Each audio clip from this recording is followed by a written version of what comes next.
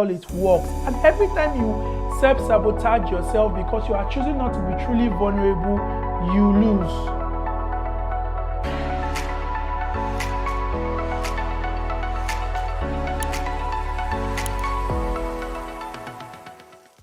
What if I told you that your greatest relationship killer isn't somebody else?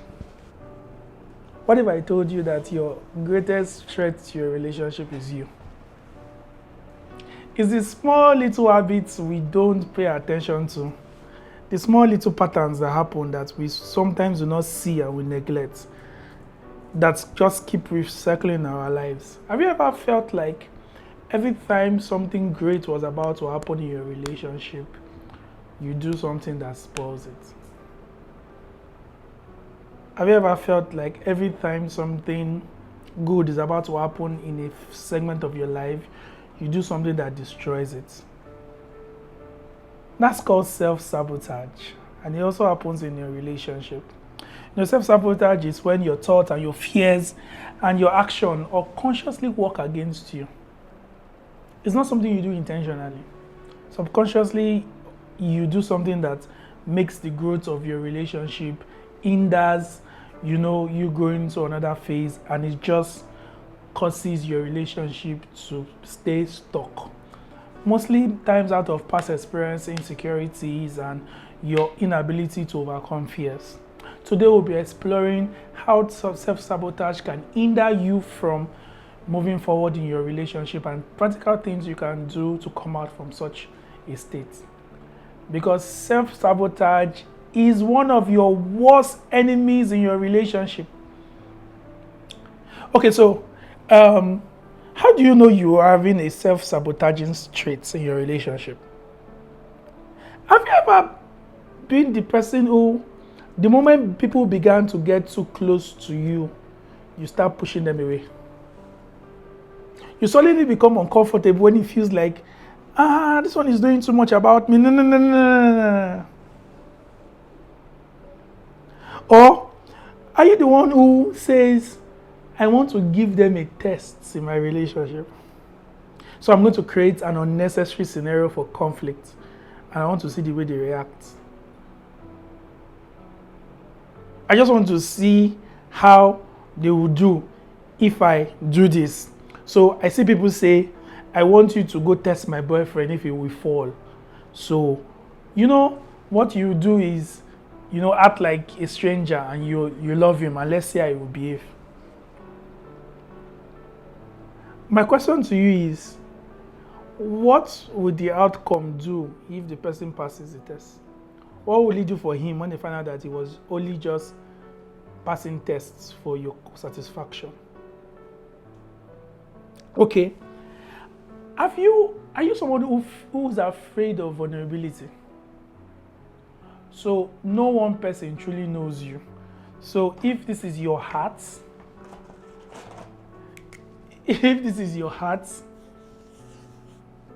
okay, let's give it the shape of love.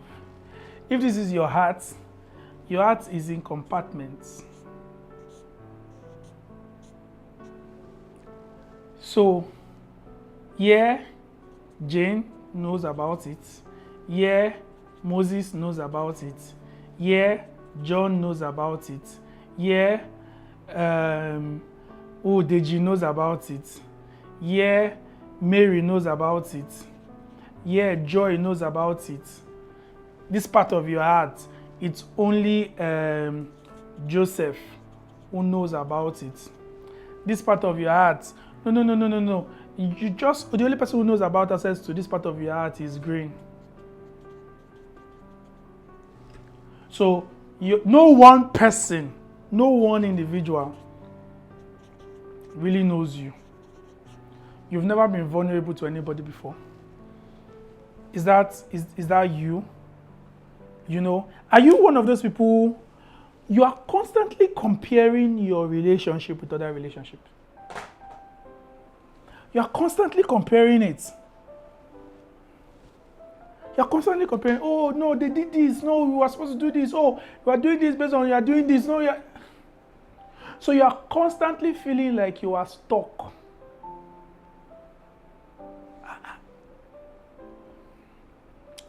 Have you, this happens with your relationship even with God. You wake up and something good is happening. You're experiencing something nice. And tomorrow you're supposed to get another increment. Maybe you're also supposed to go somewhere and something great happens again. And you start wondering, what if it doesn't happen again? Or you're expecting, okay, you know what? Let me just position myself in a way that in case it doesn't happen, I won't feel bad too much. I mean, you went somewhere yesterday, you had a great event, you delivered value, and they call you for somewhere else, and you're expecting, I don't know if I'll be able to deliver value for this big place. So I'm only comfortable with my space. Somebody is having a relationship with you and they're asking you that, oh, I want to come in with you and I want us to proceed to the next level. I want to see your parents. You shut down. I don't think this will work again. So why do you think we self-sabotage ourselves? We're afraid to be vulnerable. You know, one of the things that culture didn't teach us was our ability to be vulnerable to other people. The fact that we could be open and transparent. A culture taught us that it was okay to hide. A culture taught us that it was okay to keep some things to yourself so nobody knows. But even when God created us, He created us to be completely expressive to Him because He is completely expressive to us. So it is counterintuitive for us to go against our very nature of vulnerability. But we don't even know how to be vulnerable because we think that vulnerability is something that should happen without us being hurt, or we should be vulnerable without being exposed to hurt. So we're preventing ourselves from getting hurt by not being vulnerable, but not knowing that we are self-sabotaging our relationship because vulnerability is an important ingredient for any relationship that will thrive. So we are terrified to be vulnerable because vulnerability involves risks. You don't know how they respond. But that's what God did with us when He created us, right? He was vulnerable enough to say He gave us the choice of choosing if we would love Him back. Without fully knowing if we would always love Him back anyways, but He was vulnerable enough to do that. So we sabotage ourselves because instead of us to be vulnerable, we find out we fail because it is not easier. We've been only programmed to believe that it is easier to do this. Do compartments. That's what we believe. Sometimes we've been hurt in our past. So, I mean, it doesn't matter. I tried doing this the first time, it didn't work, so I'm not going there again. The last time somebody told me that they will marry me, they disappointed me, so forget about this discussion. The last time somebody was this nice to me, they raped me, so forget about this. Oh, I really trusted that this was going to work out, and I gave it my all, it didn't, so I don't want to go there again. Another reason for some people is that we're comfortable with familiarity. The love most of us know about is a love that thrives in chaos. We grew up in an environment where love was conditional. For anybody to do anything for you, you needed to do something in return. For anybody to be nice to you, it meant they wanted something for you in return. So that's what you understand love to be, trade by barter. So for anybody who comes close to you, your question to them is, what do you want? For anybody who is being nice to you now, the only thing you're looking out for is, what do you want to get from this? For anybody who is showing you care and attention, The thing that you are concerned about the most is what they want to get out of this. Your pattern about relationship is chaos. You don't know what it means to be in a healthy, peaceful relationship where people genuinely want to do good to you, where people genuinely want to help you. You are so beaten and damaged now that if you come somewhere, somebody invites you to say, come and let's have dinner, you're already thinking they want to sleep with you. Because you don't have margins or boundaries, you just self-sabotage. Somebody calls you and you're like, don't call me again in the night, I don't talk now.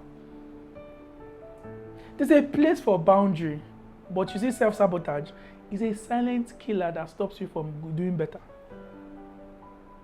So you are very unfamiliar with great relationships. You are very unfamiliar, very, very unfamiliar. Then the Bible tells us in Romans 12:2 that we should be transformed. How? By the renewing of our mind. How should we be transformed? By the renewing of our mind. That's how we are transformed. By the renewing of our mind. So, how do you renew your mind? How do you renew your mind? I'm going to tell you just one thing. Be willing to accept that you need to be vulnerable. Yes, you need to heal from the past. Yes, you need to replace old habits. Yes, you need to, be aware that you are the one that is spoiling your path. But be willing to accept that love takes risks.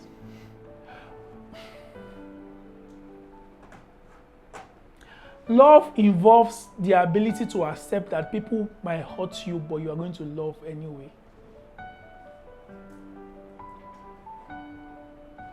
Be willing to accept how it is important that your vulnerability will be a crucial key to help you break out from self-sabotage. I'll tell you something. One time, it was like I was on a streak of good fortune. Every day I was doing this, it works. I do that, it works. After like 14 days, I started expecting, when will it stop working? When will it stop working? When will it stop working? When will it stop working? As if it was abnormal for good to be constant in my relationship. Somebody's always showing up to you, and the only thing you are looking forward to is the day they will not show up. You have somebody married to you, giving you love, giving care and affection. And the only thing you are saying is, one day you stop all this thing, no. I beg, don't do, I beg, I don't want you to stop. Because you will stop. So I don't want to get used to it. Because when it's wherever it's, it will pain me. See the way you are talking. Just see the way you are expressing what's supposed to be yours. You are all by yourself, sabotaging your ability for you to get more. So, this is really supposed to be what happens with your heart. Everybody, there's no compartment.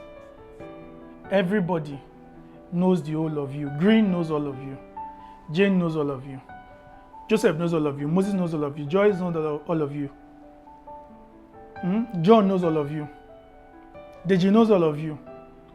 Everybody who you are in a relationship with, they know all of you. They all know that you are a kind person. They all know that you are a good person.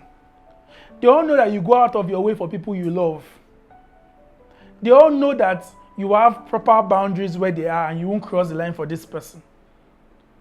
You are not expecting any of them. You are not building a wall that you're expecting that, okay, when you hurt me, I still have reservoir.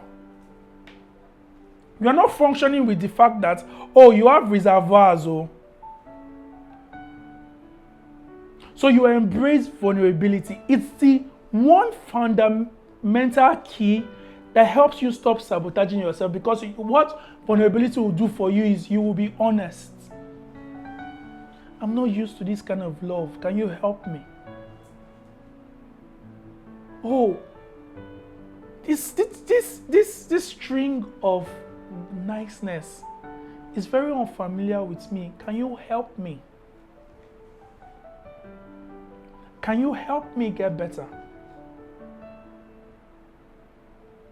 Somebody is trying to pick you on the way, and you're not just thinking they won't sleep with me.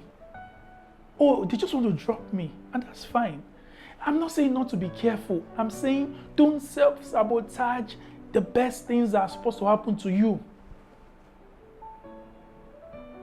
You're having a call and somebody says, oh, we heard this about you, and I say it can't be me. Why can't it be you? Have you seen some ladies when they get engaged? You are dating somebody. You dated for a while. You guys have discussed the potentials of getting married. You've probably seen each other's family members, and they present a ring to you, and suddenly your first reaction is a lie. This is not real. Wake me up from the dream. Why can't it be real? Why do you want the experience to be something out of this world that you think you don't deserve it? When you were following the person, what were you expecting to be the outcome of that relationship? Why are you letting your little insecurities be the reason why you are not experiencing all you should experience? You are doing competition in your relationship. You probably have experienced this. You are being good. You are nice. So you are calling. And after 1 week, you start saying, I won't call again. Let me see if they will call me in return. Your relationship is not a place for testing. What is not okay for you, you would know, but you don't need to test to find out. So you are testing. Okay, let me show up here and see if they will show up here for me. You need to be willing to embrace growth.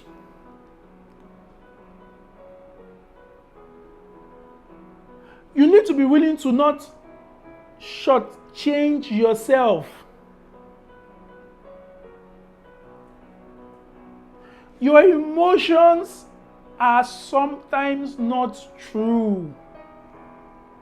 Your fears are always not true. But you make them come to pass because you keep insisting that's the future you want to have. You keep waiting for the day that a terrible thing will happen in your office. So in a bid for you to not be caught unaware, you self-sabotage yourself and let yourself get sacked. So you need to embrace growth. Embrace growth as one of the things that must happen in your life. Give yourself the chance to see better things in your relationship. Give yourself a chance to enjoy what is fully yours. You can't even see yourself in a relationship without drama.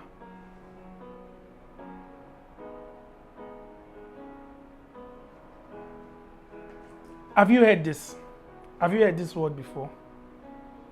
That there is no relationship without fight. This is what I hear.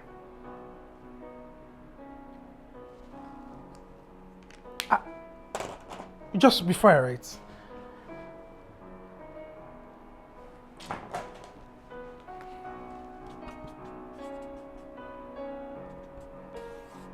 So fight.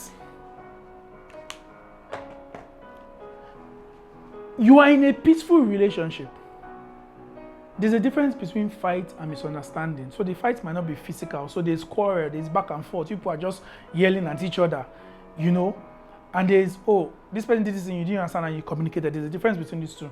But this word fight, have you heard that this one that you have been in a relationship for 3 months and you people have not had the fight, the quarrel and the misunderstanding? you should run, something is wrong. So you find a way to make something happen.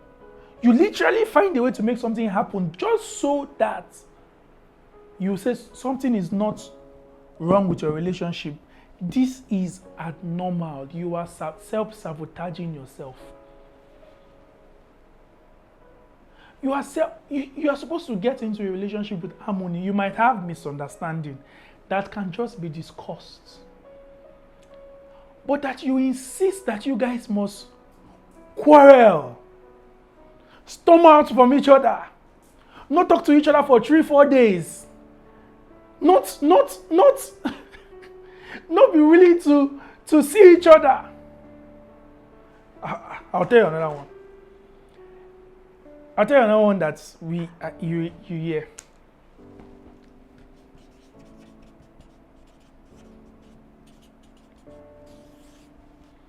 Makeup sex. Makeup sex is the best sex. I wish I could just break your head open to let you see that it's a lie. It's a lie. Your best sex is when you both are willing to serve each other. What you feel in makeup sex is just a build-up of emotions that we go. So you quarrel, not talk to each other for days, and you suddenly come together and you say, this is the experience. So you limit a great potential relationship to just this experience and say it's the best. It's not the best. You are self-sabotaging your relationships. You have a friend who is always showing up for you, and your go-to is, don't get used to it because one day it will not come again. You are self-sabotaging your relationships. You need to be willing to embrace growth and say, I deserve great things. You need to embrace freedom of letting go of your fear. Your fear that is making you stay at a particular level. Letting go of being in control. Be willing to say, no, I'm going to go with it. Stop saying that if you enter the bus, it's your plane that will crash. It's your bus that will go bad. Yours can land. Yours should land. Some of you want to always be in control. So the moment it feels like you're not in control in the relationship, you self-sabotage the relationship. Because for you, being in control is your defense mechanism. You are self-sabotaging your relationship. You are self-sabotaging your relationship. You've accepted that it is okay for chaos to reign, just for you to have a slight moment of happiness. So this is what you're familiar with. A lot of chaos in your relationships. Fights, quarrels, hurts, people being taken advantage of, people being abused, then temporary moments of happiness. So in 1 week or 2 weeks, you are stressed, you are emotionally drained, you are thinking on how to get over a situation, then for the next 3-4 days, you will settle and you are good. Then what's normal for you is that people will return back like that. So in a month, you have like 8 days of happiness. And that feels okay for you. But so when you get into somewhere where there is peace for 1 month, you are losing your mind because you don't know what's going to happen. You feel like peace for 1 month has made what's happening is that there's going to be chaos that is coming, a big one.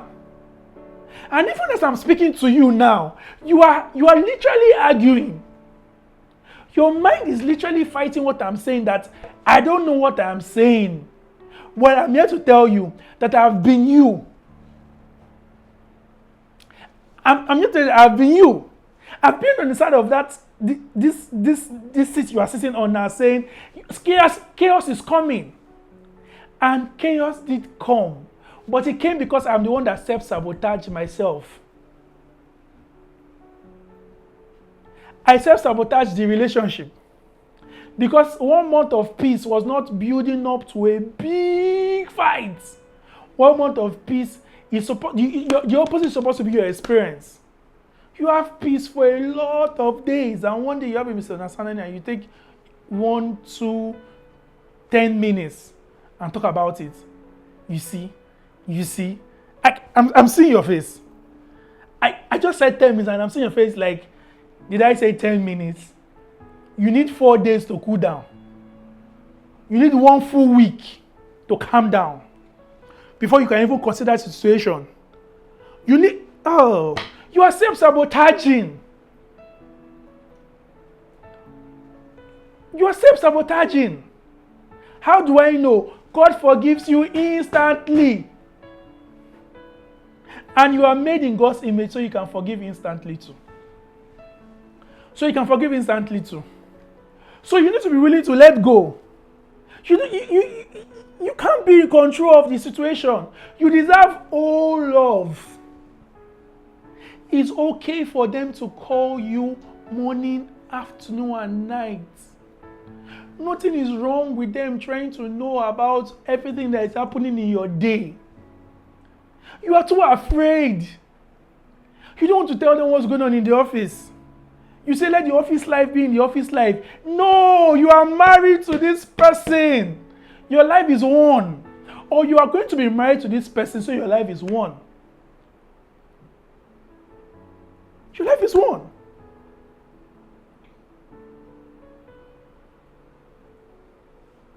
You have to see that you deserve love that is real and whole. It is not fantasy. When you have placed the right boundary and grown the right value for yourself, don't self-sabotage your relationship. Oh, the things you are seeing on the media are people who are giving you the opposite of what you're supposed to enjoy fully, so they can only pay your bills if they sleep with you. That's not true. That's not true. Why are you worried that they are calling you 3-4 times a day and they are sending you messages to say, I'm just thinking about you now? So you say, it's a 10 days to say, I'm thinking about you, and you are like, thinking what? I beg you. Stop self-sabotaging yourself.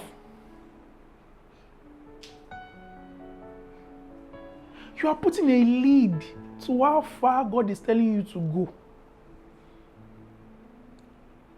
You are doing like Abraham and saying, this one that God wants to give me nation, let me just find a way to get Ishmael now. Time is going. Don't self-sabotage. You be willing to break the cycle. Embrace vulnerability. Let them know. I think this area is unfamiliar with me. Can you teach me? Can you teach me? Can you teach me how to forgive? How do you forgive so easily? Oh, I don't understand this dimension of just being able to talk to people without I'm holding back and sharing how you are feeling. Then you learn it.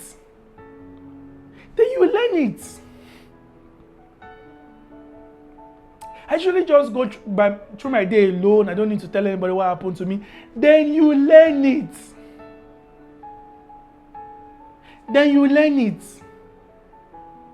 Don't. Again.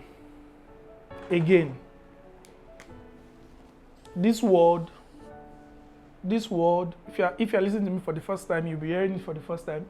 But this word was created by God. The rules in this world was made by God.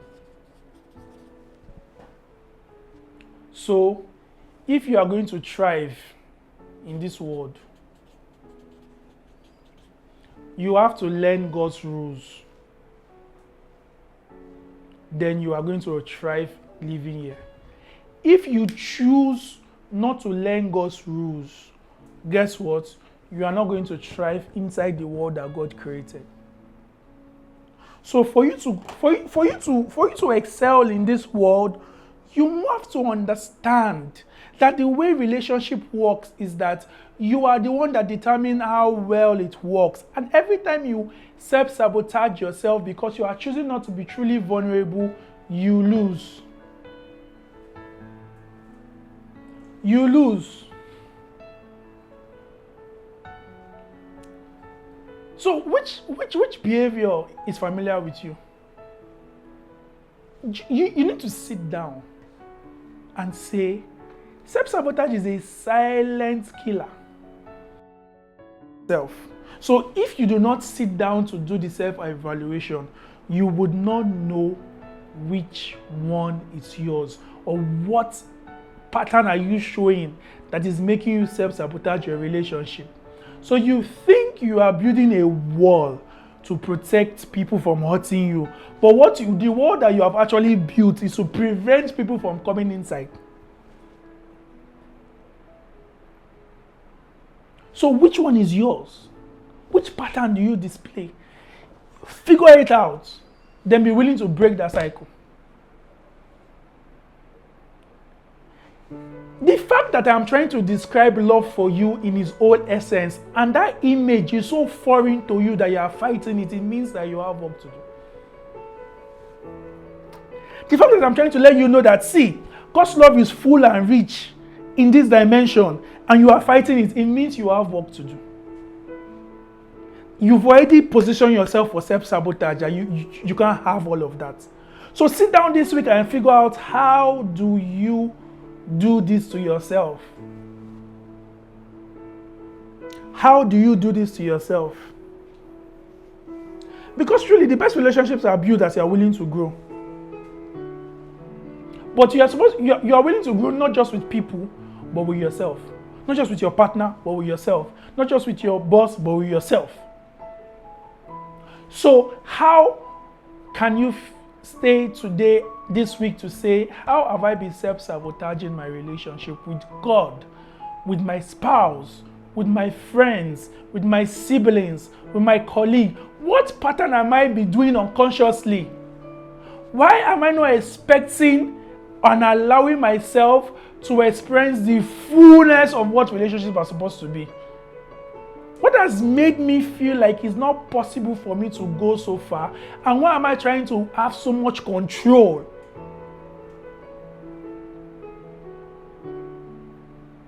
So you're self-sabotaging. You are married and you want to have sex, and you feel like you can't tell your partner to the degree you want to have sex, so you masturbate. So it's easier to masturbate for you than to have a vulnerable conversation about, I think I have a high libido this week. So when you start masturbating silently, you start finding another way to pleasure yourself outside of your partner. You've created a crack for your relationship, and then you are beginning to allow problems to step in. That's how self-sabotage works. Silently, slowly, gradually, but it always puts a lead on your relationship. So this week, identify what you are doing to self-sabotage yourself. Be willing to break yourself from that cycle. You deserve a whole relationship. You deserve a full relationship. You deserve a relationship that thrives.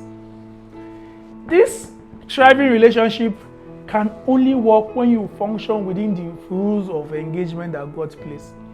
Anything you remove would not allow you to experience the full thing you're supposed to experience. This is Love with Ini, and I'm telling you, your relationship experience can be a bliss. Until we'll see you next week, have a wonderful time. Bye-bye.